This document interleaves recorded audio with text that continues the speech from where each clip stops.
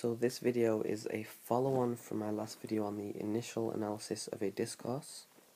This is for the A-level English language course, and it's for multiple exam boards, and they will be in the description. And this is on the language frameworks, so the basis of language analysis.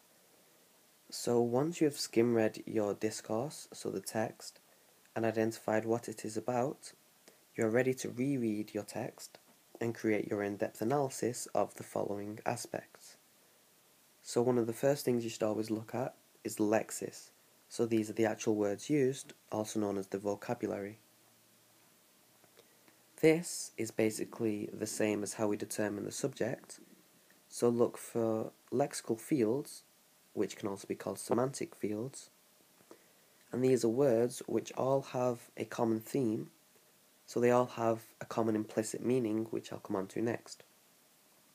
So for instance, if you have a lexical field of cars, you could expect to find lexis words within your text such as driving, car, traffic light, talk, speed, all words which associate your mind, give imagery of cars.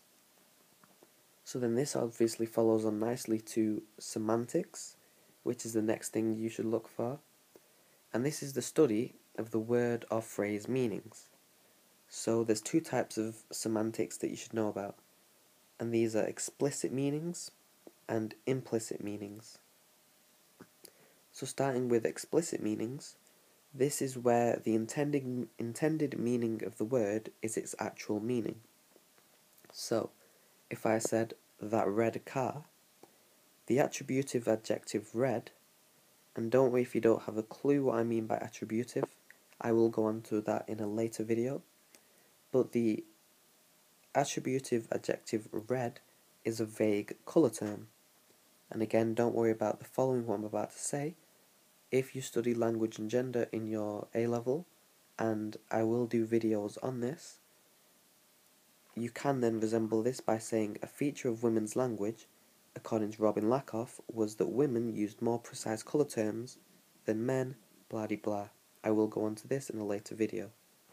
But for this video's sake, you don't need to know that. Next then we have implicit meanings, and this is where the intended meaning of a word is figurative. And what figurative means is it's not its literal meaning, but an association the word has. So imagery, basically. So for example, in red alert, we don't mean red as in the colour, but we mean the concrete noun red as being used to signify danger. So the way I've worded it is how you would word this in your exam, and that's the concrete noun red is used implicitly to signify danger. But again, if you don't understand what concrete is in terms of concrete noun, don't worry about that at the moment. I will go into that in a later video where I specifically go through the types of nouns, adjectives, etc. So next then we should analyse the grammar, and this is basically the building blocks for all of language. So think about Lego, you're building a block of language. So one of these building blocks is word functions. So this is what type of word is it? Is it a verb? Is it a noun? And as you've seen now above, not only do we say a noun, we say a concrete noun or an abstract noun, which I will go on to later. We then look at the syntax. So this is the ordering of the words to form a sentence. And in modern English, what you'll be used to seeing is a subject, verb, object structure. So for example, sometimes you hear people from foreign countries say off the lights. The syntax of this is actually grammatically incorrect because it should be turn off the lights.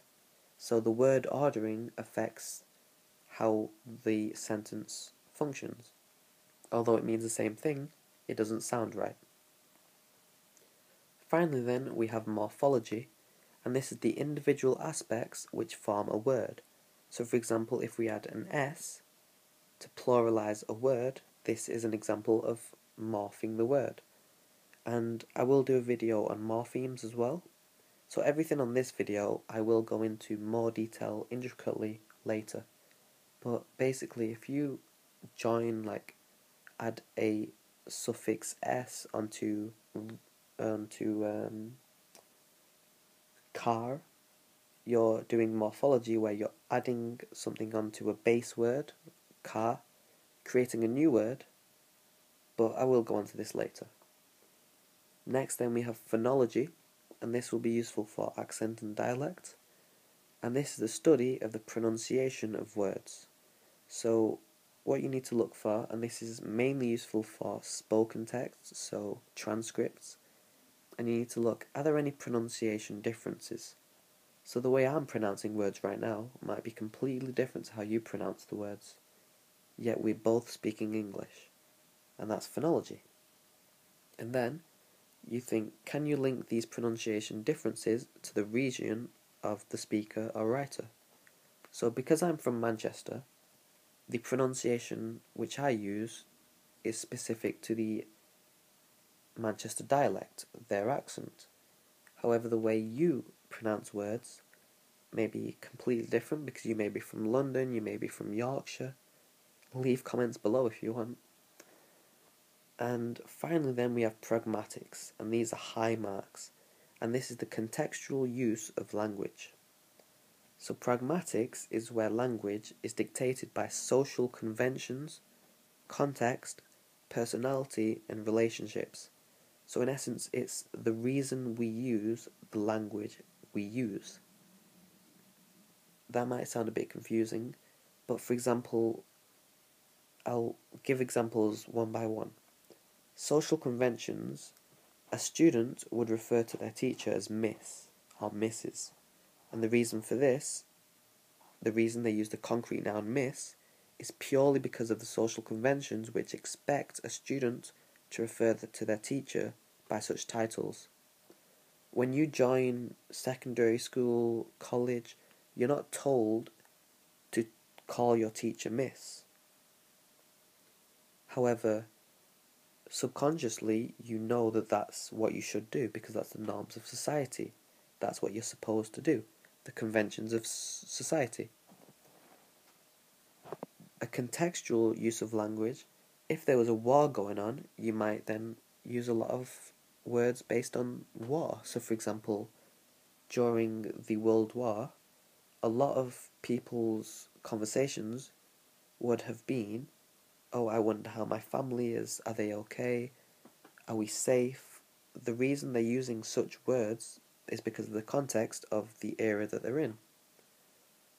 Personality, someone that's a bit more down to earth may use a lot more colloquial language, whereas someone that's a bit up themselves may use a lot of formal standard English. And relationships, similar principle. If you're talking to someone that you have only just met, it's more likely you'll use more formal language. Whereas if you're talking to your cousin that you see every day, it's very unlikely that you're going to use formal language. So that's basically pragmatics. So hopefully this video has gave you a vague understanding of how you can analyse a text, known as the discourse, and I will go on to each of these aspects in further detail in further videos, all of which I will make playlists. If you do chemistry, I've also done all of Chem 5. I've done most of Chem 4, I will finish it. And yeah, good luck.